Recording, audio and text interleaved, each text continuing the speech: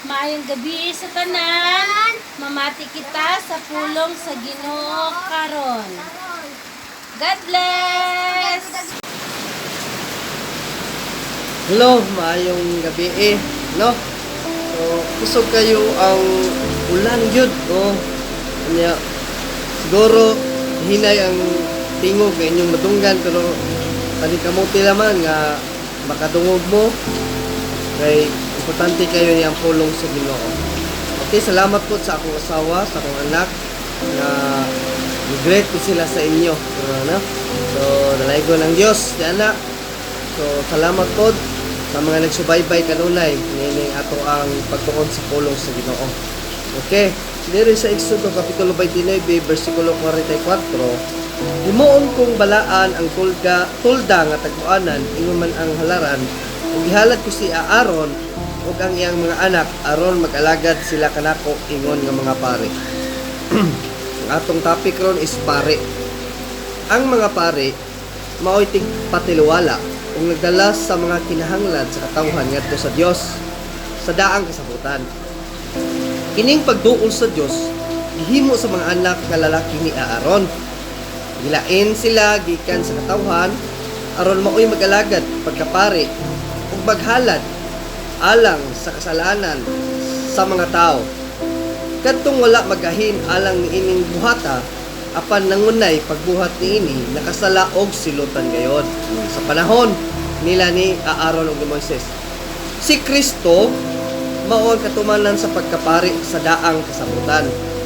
Kay siya ang naghalad sa iyang kaugalingon ug nagdala sa iyang dugo ngadto sa langitong tulda aron mahibalik ang maayo natong relasyon sa Dios ug walaon sa hingpit ang atong mga kasalanan.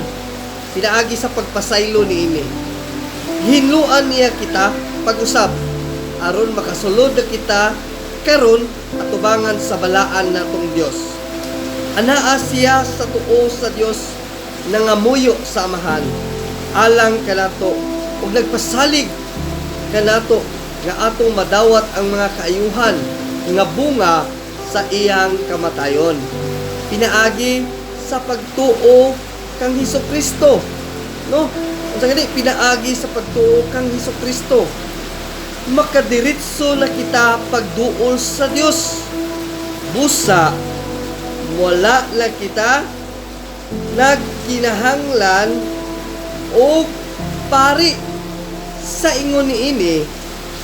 Sa ingon niini gitudlo kanato sa bag-ong kasabutan nga mga pari kitang tanang magtotoo. Ako malikon, kitang tanang magtotoo gitawag sa Dios og mga pari. Ingon nga mga pari, makahalad na kita sa atong pagpasalamat pinaagi sa sakripisyo ni Hesukristo nga paigo na sa tanang panahon. Mahimo na natong ihalad ang atong kaugalingon sa walay kahakog nga pag-alagad sa uban ug mahimo usab natong pangayoon sa Dios pinaagi sa pag-ampo ang tanan natong panginahanglan ug panginahanglan sa uban ang kaluwasan.